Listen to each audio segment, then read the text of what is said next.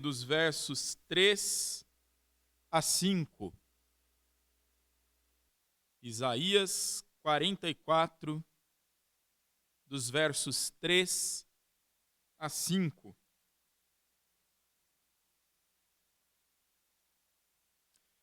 Passo a ler. Vou fazer com que caia chuva no deserto e com que em terras secas corram rios. Assim também derramarei o meu espírito sobre os seus descendentes e lhes darei as minhas bênçãos. Eles crescerão como a grama bem regada, como chorões que nascem na beira dos rios. Muitos se juntarão ao povo de Deus. Um dirá assim: eu sou do Senhor. Outro dirá: o meu nome é de Jacó. Outro ainda escreverá na sua mão: eu pertenço ao Senhor. E ainda outro usará Israel como sobrenome. Pai de amor, que o Senhor possa nos guiar nesse momento de meditação na tua palavra. Que o Senhor possa abafar toda a humanidade presente em mim e que o teu Espírito Santo possa falar em nossos corações. Afinal de contas, trataremos sobre o tema do teu Santo Espírito. Que ele possa agora atuar, agir, trabalhar, confortar. Que ele possa visitar cada um de nós, para que entendamos as coisas da tua palavra e para que também entendamos mais acerca dele. Visita-nos, abençoa-nos, Deus Trino, Pai, Filho e Espírito Santo, no nome de Jesus. Amém. Os irmãos podem se assentar.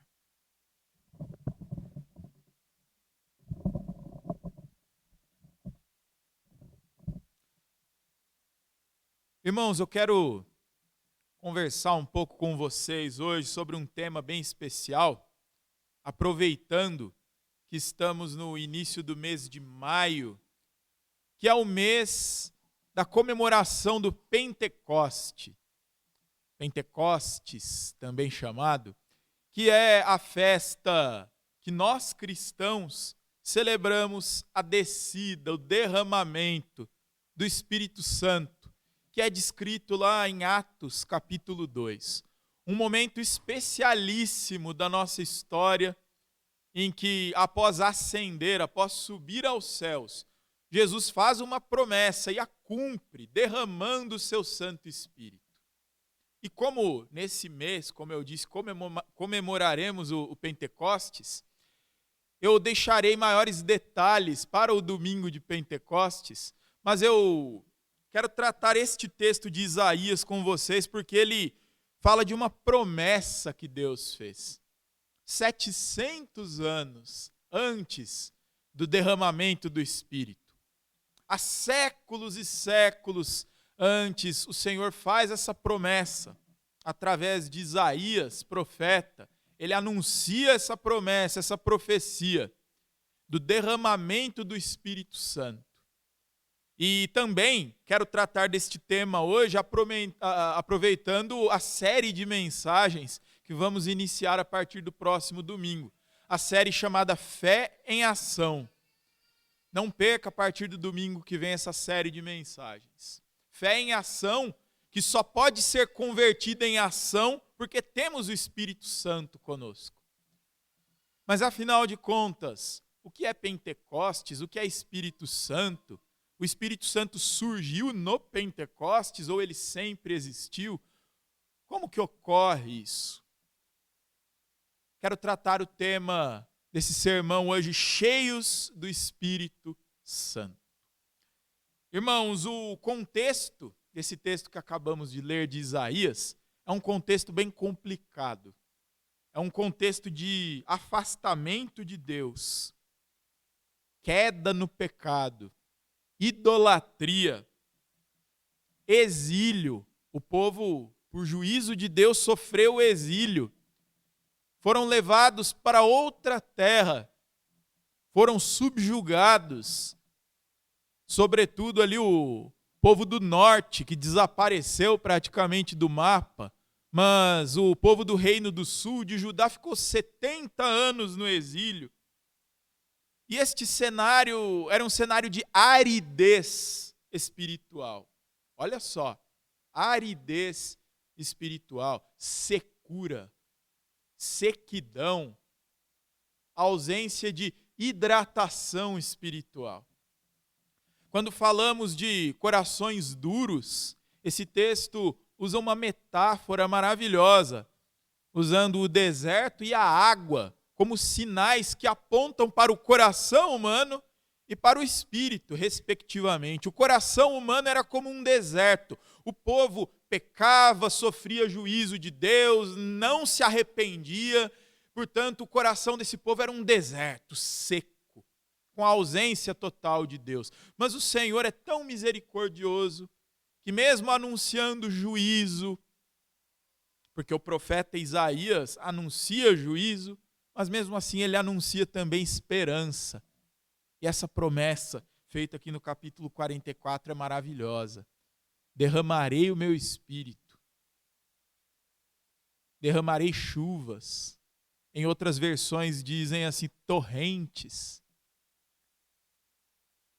Deus afirma através de Isaías que o único que conseguiria arrancar a aridez do coração humano e o transformaria em um ser bom, transformado, sociável, ajudador, seria o Espírito de Deus. Portanto, o nosso cenário aqui é bem triste. O contexto de Isaías 44 é um contexto de juízo, mas com promessa de restauração. O povo de Israel padeceu muitas vezes por conta dos seus próprios pecados. Os nossos pecados produzem consequências. Os nossos pecados são atitudes deliberadas que nós tomamos, que afastam Deus do centro e nos colocam no centro. E esta não é a ordem natural de coisas. A ordem natural é que o Senhor esteja no centro. Quando Ele já não está mais, a coisa foge do natural. E passamos a experimentar consequências, e foi o que aconteceu com o povo de Israel. Pecado sobre pecado, idolatria, reis maus, um culto até bonito na parte exterior, mas no interior vazio. Um povo vazio, seco no que tange à presença de Deus. E é nesse cenário que Deus faz essa promessa maravilhosa que se encontra ali no verso 3. Vou fazer com que caia chuva no deserto e com que em terras secas corram rios. Como mencionei, esta terra seca, este deserto, era o povo de Deus. Somos nós ainda, porque temos a natureza pecaminosa. Mas a promessa que foi dada a eles alcançou a sua plenitude no dia do Pentecostes, lá em Atos capítulo 2. O Espírito se derramou e nós hoje ainda experimentamos desta maravilha. A promessa chegou até nós. Aquele que recebe a Cristo, aquele que se torna servo, discípulo e o tem como seu Senhor, dentro desta pessoa passam a correr rios de águas vivas, chuvas torrenciais, água na aridez e na sequidão. Essa é uma promessa que, a uma primeira vista, aqueles mais entendidos de teologia podem pensar assim: não, esse texto está se referindo ao retorno do exílio. Deus falou a partir de Isaías e ele dá uma esperança para o arrependimento do povo e o retorno do exílio após os 70 anos. Sim, essa interpretação é válida. Mas como tudo na Bíblia é mais dinâmico, é mais vivo, porque a palavra de Deus é viva e eficaz, eu sempre repito isso, essa promessa vai muito além do retorno do exílio. É uma promessa também para nós. Quando Deus afirma categoricamente que Ele vai fazer chuva cair sobre o deserto, torrentes sobre as terras secas, e que Ele vai derramar do seu Espírito, Ele está se referindo a um evento histórico, um evento de fé, um evento transformador. Um evento que virou a página da história dos servos de Deus. O evento que marcou o surgimento público da Igreja de Cristo, que foi o derramamento do Espírito Santo. E aí surgem questões. Mas Espírito Santo, ele surgiu apenas no Pentecostes, né? Ele foi uma promessa de Jesus que se derramou ali. Não. O Espírito Santo é eterno. O Espírito Santo é Deus. Ele sempre existiu. Ele é atemporal, não foi criado. Ele é gerado eternamente do Pai e do Filho. Esse é o Espírito Santo de Deus. Aí você pode se perguntar, e por que então houve o evento do Pentecostes? A palavra nos mostra, nos evidencia, nos narra duas alianças maiores que Deus fez com a humanidade. Uma através de um povo e a outra, superando a primeira, a aliança através do seu Filho. Na primeira aliança, o Espírito Santo não era derramado sobre todos, mas o Espírito Santo se apossava de alguns indivíduos, de acordo com a vontade de Deus.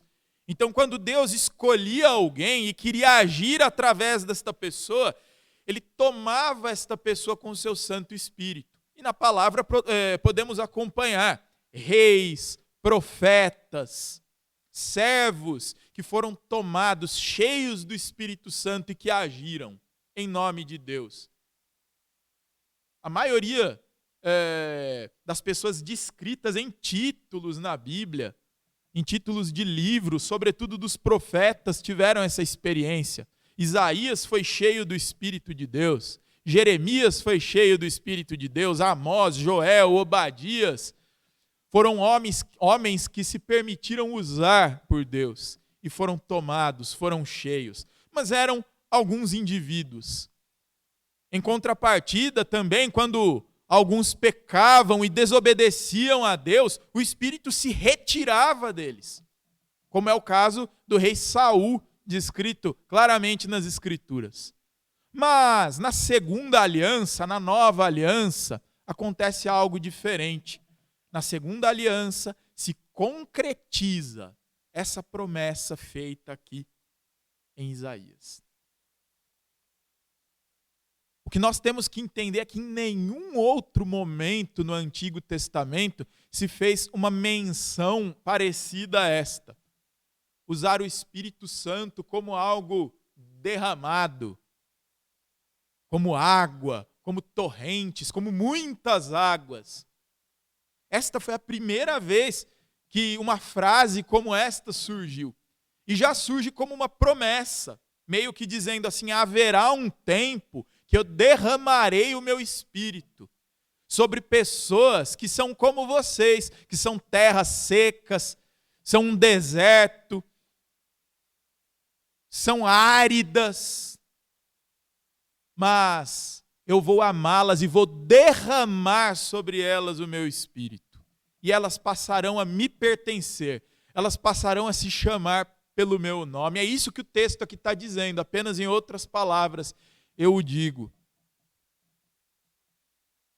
Nós temos uma promessa histórica nesse capítulo de 44. Hoje o Espírito toma pessoas, indivíduos, alguns, mas haverá um momento que a misericórdia e o amor do Senhor serão tão grandes que o Espírito se derramará sobre todo aquele que crê. E isto se cumpriu no Pentecostes, e isto já é uma realidade entre nós. A minha grande tristeza, e a tristeza de muitos, é que, na maioria das vezes, a igreja vive como se isso não fosse uma realidade. A igreja ainda vive muito presa a sistemas, vive muito engessada. A igreja, muitas vezes, não tem a mesma intrepidez, a mesma ousadia que a igreja primitiva. E mesmo hoje, já estando sob esta nova aliança, agimos como se ela não existisse. Agimos como se o Espírito Santo não fora derramado no Pentecostes. E é sobre isso que eu quero chamar a sua atenção nesta manhã, para que tomemos cuidado.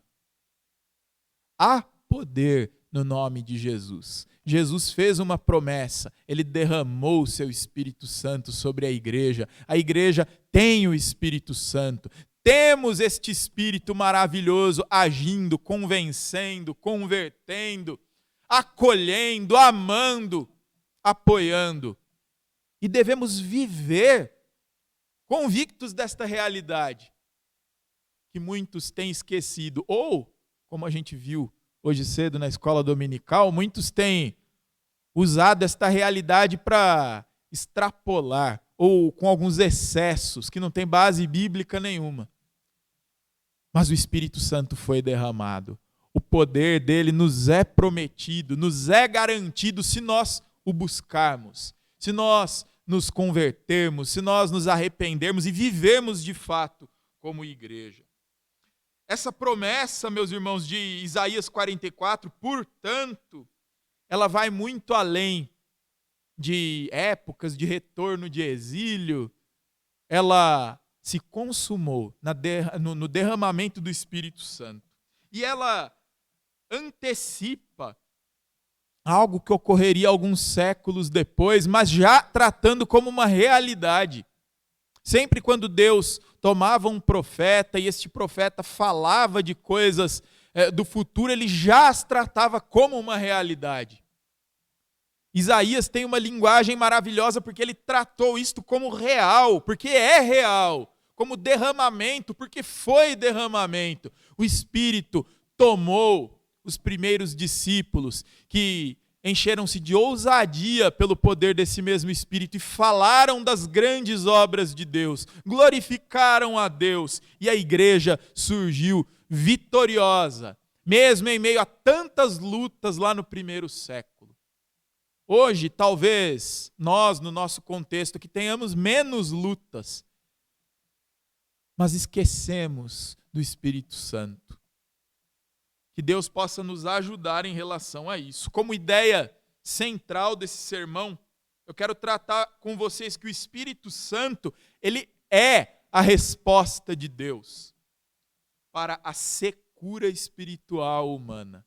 Todos nós, por conta do pecado original, temos um tanto de aridez, de secura, de ceticismo em nossos corações. E é o Espírito Santo que vem nos banhar, que vem nos lavar, que vem nos hidratar e nos deixar convictos de que há poder no nome do nosso Senhor Jesus Cristo. E através deste poder, nós cultuamos, nós somos enviados, nós vivemos, nós agimos, cientes deste poder e vivendo através deste poder e colhendo frutos, sobretudo, a partir deste poder que é real, poder que existe na sua santa palavra, na pregação dela, na exposição dela, no culto a Deus, no ensino, no evangelismo. Há poder no nome de Jesus, através do Espírito Santo que habita na igreja. É uma realidade que nós nunca, jamais nos esqueçamos disto. Portanto, o Espírito é a resposta de Deus para a secura espiritual do seu povo, trazendo vida, transformação e pertença. Nós pertencemos a Deus. O Espírito Santo é o selo do Senhor Jesus, é a promessa dele que se cumpriu. É ele que é o agente de transformação. Quando recebemos a Cristo, o Espírito nos toma, ele é derramado sobre nós e ele nos transforma. É por isso que o Novo Testamento usa para o Espírito Santo o verbo batizar, batismo com o Espírito Santo. Muitos têm pregado falsamente que o batismo com o Espírito Santo é um evento à parte, que acontece depois de você ter recebido a Cristo. Isso é uma ideia falsa. O próprio Pedro, em Atos dos Apóstolos, responde quando o povo o pergunta o que devemos fazer. Arrependam-se, sejam batizados, e vocês receberão o dom do Espírito Santo. É uma certeza. Quem recebe a Cristo tem o Espírito Santo, porque este é o cumprimento da promessa que lemos aqui em Isaías. Quem recebe a Cristo, o Espírito Santo é derramado sobre ele. O Espírito Santo está derramado sobre toda a igreja. Isto é uma certeza, portanto, nós podemos experimentar o poder do Espírito Santo. Não para coisas banais, como se como se fala muito por aí.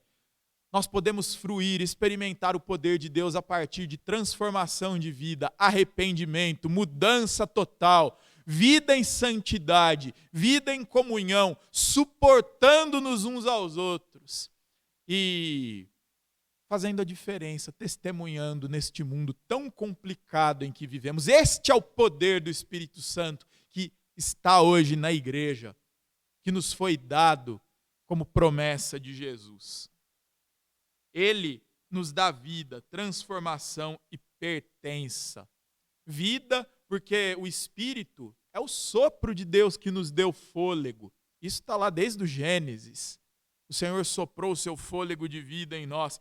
E este é o Espírito do Senhor habitando em nós. Se o ar representa vida naqueles que nasceram, o Espírito Santo representa o ar daqueles que nasceram de novo em Cristo. É isto que a Escritura nos ensina. E transformação, porque o Senhor, o Espírito Santo, ele é o agente de transformação. E a partir disso ele nos sela, ele nos torna propriedade exclusiva de Deus. Sendo assim, irmãos, quero tratar com vocês, em primeiro lugar, que o Espírito é derramado sobre desertos. É a promessa que ele fez.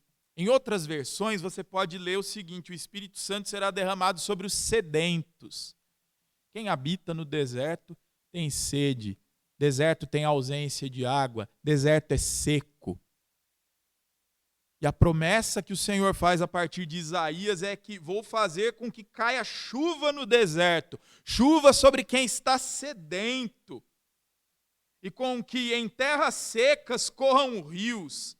Assim também derramarei o meu Espírito Santo sobre os seus descendentes e lhes darei as minhas bênçãos. Sobre esse versículo repousa o nosso primeiro ponto. O Espírito é derramado sobre o deserto.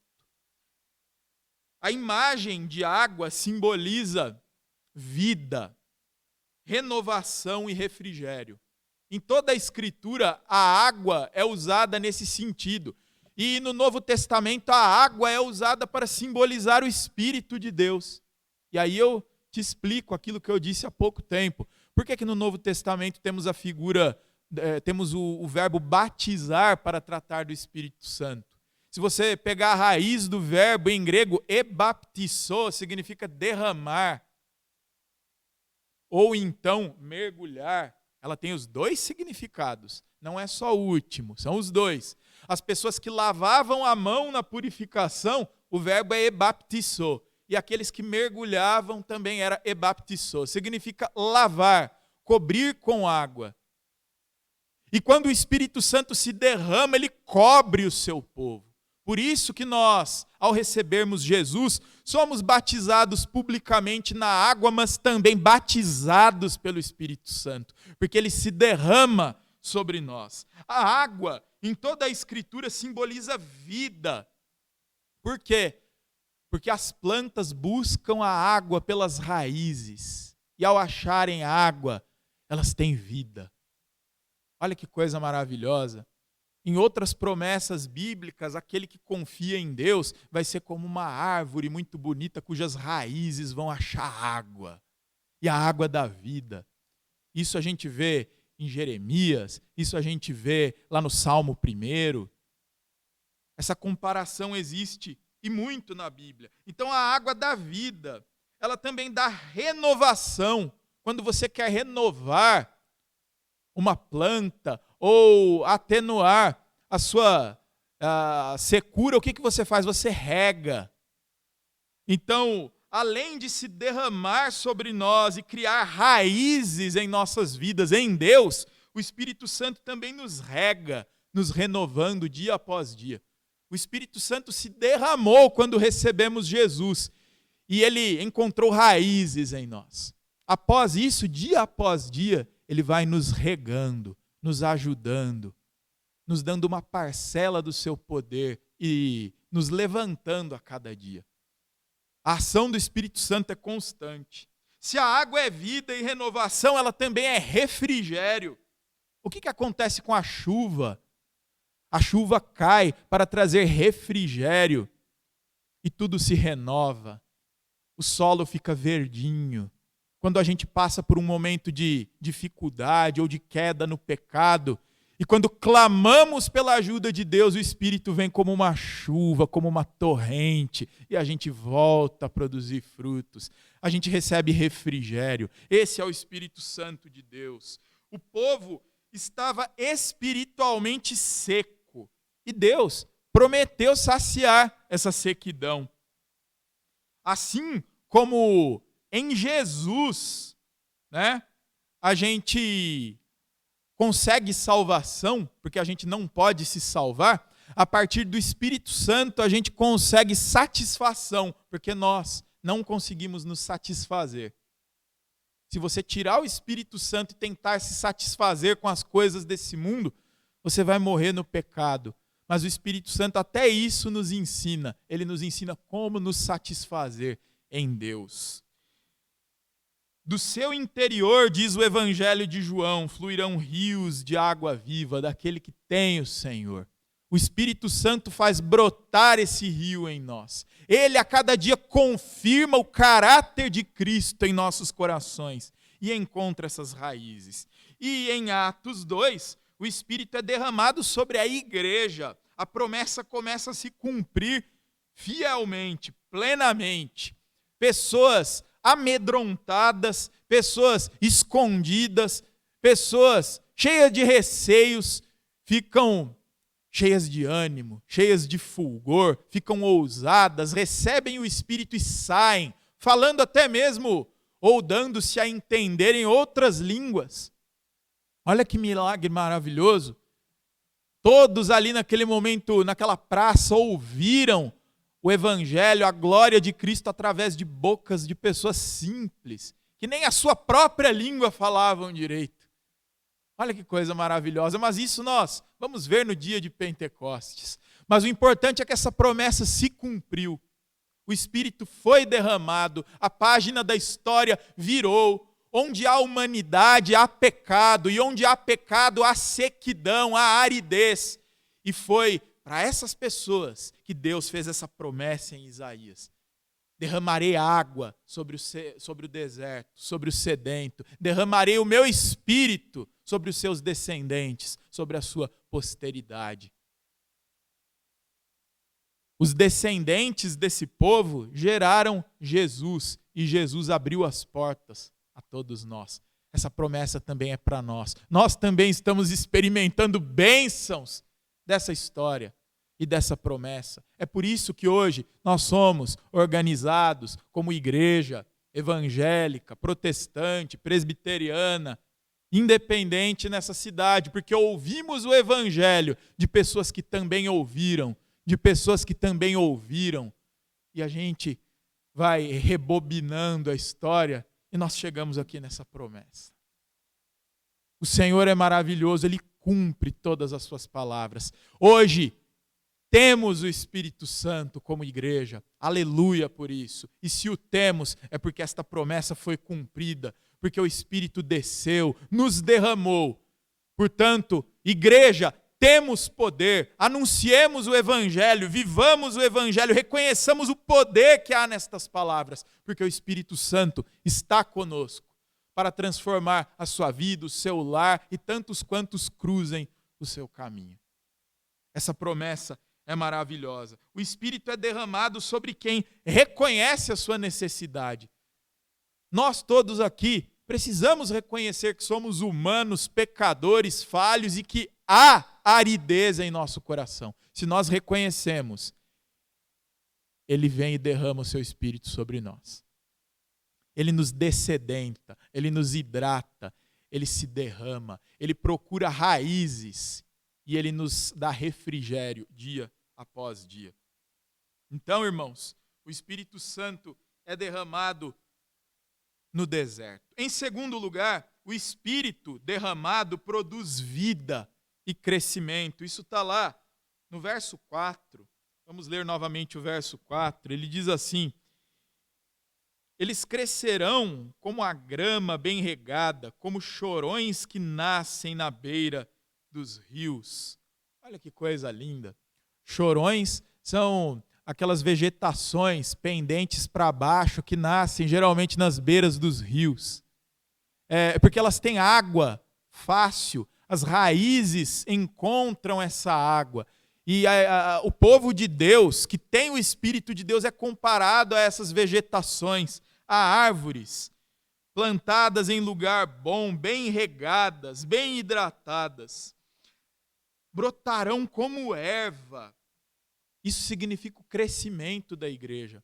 Quando a igreja foi tomada pelo Espírito Santo no seu início, e Pedro, com audácia, fez o seu primeiro sermão, aproximadamente 3.000 pessoas creram, porque a mensagem do Senhor tem poder. Não é o intelecto, nem a retórica de quem prega, mas a mensagem do Senhor nunca volta vazia, ela é dotada desse poder. Meus irmãos, o Espírito gera vida e crescimento. O Espírito transforma um terreno seco em terra fértil. Onde o Espírito atua, há vida, porque ali passa a haver salvação. Onde o Espírito se derrama, há crescimento, porque ali passa a haver multiplicação. E há renovação espiritual, porque há arrependimento e produção de frutos. É isso que o Espírito Santo pode fazer por nós. Em relação ao contexto do Pentecostes, os discípulos estavam numa situação complicada, mas depois que o Espírito se derramou sobre eles, eles cresceram, eles se transformaram. O crescimento veio por uma transformação visível de vida. Porque eles mudaram totalmente a sua forma de viver, destoando completamente daquilo que se prega em nosso tempo, em que o Espírito é sinônimo de prosperidade financeira, ou de pessoas que não têm problema nenhum. Hoje nós lemos no nosso culto o texto de Atos dos Apóstolos 7, que o nosso irmão Matias leu aqui sobre Estevão, primeiro mártir. Ele estava cheio do Espírito Santo, mas mesmo assim foi mártir, precisou morrer. Ter o Espírito Santo ou ser cheio do Espírito Santo não é ser isento de problemas, de tribulações, de lutas. Você vai passar por elas, ou perseguições. Nós, se não passarmos a um grau semelhante aos que já passaram, passaremos de alguma forma. Ele não nos isenta de problemas, mas nos dota de paz, de alegria, de regozijo e, sobretudo, de transformação. A transformação é a evidência do Espírito Santo, da presença do Espírito Santo na vida das pessoas. Se a igreja cresce rapidamente, produz frutos, ela também testemunha Cristo. O que é ser uma testemunha de Cristo? É agir como alguém que andou com Jesus. É agir como um discípulo original de Jesus. Nós precisamos viver assim, sermos apegados à sua palavra, para entendermos mais sobre o nosso Mestre e vivermos como quem esteve lá com ele. Só o Espírito Santo pode nos fazer ser essa testemunha de Jesus. Portanto, meus amados, quando somos cheios, plenificados desse Espírito Santo, a gente cresce espiritualmente, a gente se transforma. Nós somos como uma videira, produzimos muitos frutos e agimos como quem andou com Cristo. Essa é a evidência. Essa é a evidência de alguém ser cheio do Espírito Santo. Em terceiro lugar, nós podemos acompanhar ali no verso 5, o Espírito gera identidade e pertença. Vamos ler o verso 5. O verso 5 diz assim: muitos se juntarão ao povo de Deus. Mais uma promessa que se cumpriu. A partir de Jesus, a promessa já não é mais só para o povo judeu, só para aquela casta, só para aquele sangue, só para aquela linhagem. É para todo o povo. Muitos se juntarão ao povo de Deus. Um dirá assim: eu sou do Senhor. Outro dirá: o meu nome é Jacó. Outro ainda escreverá na sua mão: eu pertenço ao Senhor. E ainda outro usará Israel como sobrenome. Em Jesus, todos somos parte da família de Deus. Todos fomos feitos filhos de Deus por adoção. É o que as Escrituras nos ensinam. Então, meus amados, além do Espírito Santo se derramar sobre o deserto e além dele frutificar, ele gera identidade e pertença. Por que identidade? Quando recebemos o Espírito de Deus, somos selados como filhos de Deus. Nós pertencemos a Deus. Nós temos um novo nome, nós temos uma nova história, nós temos uma nova família, a igreja. Vivemos uma nova vida, coisas do passado ficam para trás, novas se fazem todas as coisas. E além de identidade, pertença, porque pertença é diferente de pertencimento. O pertencimento é de uma agremiação, de um time de futebol, de um clube que talvez você faça parte. Isso daí é o pertencimento. Apela muito para a questão humana, sensorial, psicológica. Ah, eu pertenço a esse grupo, que maravilha, agora eu sou alguém. Com Deus é diferente. Com Deus é pertença. Nós somos propriedade exclusiva de Deus. E esta propriedade, esta pertença muda a nossa maneira de pensar, de ver, de agir, de falar, de entender o mundo. Agora nós somos cidadãos do reino de Deus. E isto também é o Espírito Santo que consuma em nossas vidas. Esta obra é iniciada por Deus Pai, é carimbada por Deus Filho e é homologada pelo Espírito Santo. A Trindade augusta e santa, ela faz parte de todos os processos da nossa vida. Somos gerados por Deus, salvos por Jesus. E somos abraçados pelo Espírito Santo, que caminha conosco diariamente e nos dá uma nova maneira de viver. Nos faz pertencer dia após dia ao Senhor. O derramamento do Espírito produz identidade espiritual. O povo deixa de viver disperso e passa a pertencer claramente ao Senhor. Porque o Espírito nos ajuda. Ele evita os nossos desvios, ele nos admoesta, nos exorta, ele está ao nosso lado. Após o derramamento do Espírito, os discípulos testemunham publicamente, como aconteceu lá em Atos 2. Quem recebe a Jesus e recebe o Espírito Santo não consegue ficar calado, mas testemunha. Assume, confessa a nova identidade e proclama Cristo com coragem. E estas são as marcas de Cristo, que são explanadas nas Escrituras. O Espírito Santo não produz apenas emoção, apesar de gerar também emoção. Quando alguém reconhece o seu próprio pecado pelo poder do Espírito Santo, a pessoa se entristece, a pessoa chora. Quando a pessoa sofre e recebe um cuidado do Espírito Santo, um alento, ela se emociona, isso é natural. O que eu estou criticando aqui é produção em massa de emoções, o mero emocionalismo, porque hoje em dia é isso que se atribui ao Espírito Santo, o emocionalismo. E isso é falso.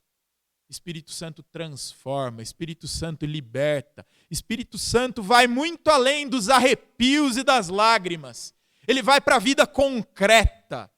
O Espírito Santo, apesar de não se poder ver, representa a concretude da vida transformada em Jesus. O Espírito Santo produz compromisso, santidade, testemunho público. Sendo assim, meus irmãos, a promessa do Espírito Santo, ela só pode ser real, ela só pôde ser cumprida por causa de Cristo. Cristo é o centro de todas as coisas, é o centro da história. E até sobre o derramamento do Espírito Santo, ele, Cristo, foi central, porque ele precisou morrer, ressuscitar, vencer e precisou ascender aos céus. Assentou-se à direita de Deus Pai e derramou o seu Santo Espírito sobre a igreja.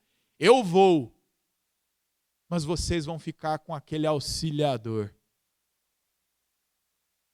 Em outro texto ele diz, vocês receberão poder e vocês vão se tornar minhas testemunhas, não só aqui em Campinas, como também na região metropolitana, mas em todos os confins da terra. Esse é o poder do Espírito Santo, que a igreja tem, é uma realidade. Concluindo, irmãos, Isaías profetizou em um tempo em que Deus saciaria os sedentos, restauraria os secos, derramaria o Espírito sobre o seu povo. E no Pentecostes, essa promessa começou a se cumprir de forma poderosa, porque a partir do Pentecostes, o Espírito Santo continua renovando, continua fortalecendo, continua transformando. Hoje, o Espírito Santo renova, hoje o Espírito Santo fortalece, hoje o Espírito Santo transforma. Se você tem a Jesus na sua vida, o Espírito Santo é uma realidade. Seja convicto disso, busque isto, ore em relação a isto e desfrute o poder transformador do Espírito Santo. Que nós possamos meditar nisso durante todo esse mês, para que vivamos uma fé em ação, entendendo que o Espírito Santo nos torna pessoas mais semelhantes a Jesus. Que Deus nos abençoe. Pai, obrigado, porque Tu nunca nos abandonas. Quando tudo parece sem solução ou perdido por conta das nossas próprias escolhas, por conta do nosso próprio pecado, o Senhor vem e age. O Senhor toma uma iniciativa. O Senhor escolheu um povo. Depois o Senhor mandou o Teu Filho. E agora, Pai, temos o privilégio do Teu Espírito derramado sobre nós. Que nós, como igreja, entendamos isso, reconheçamos isso e vivamos com ousadia no testemunho e na pregação desta mensagem, Pai. Que nós possamos entender este poder que, como igreja, temos e que ele seja uma realidade para nós, para que possamos usufruí-lo, para que possamos enxergar o Teu agir através de nossas vidas. Ajuda-nos a viver uma fé na prática. Ajuda-nos a sermos cheios de Ti, dia após dia. No nome de Jesus que nós oramos. Amém. Louvemos ao Senhor.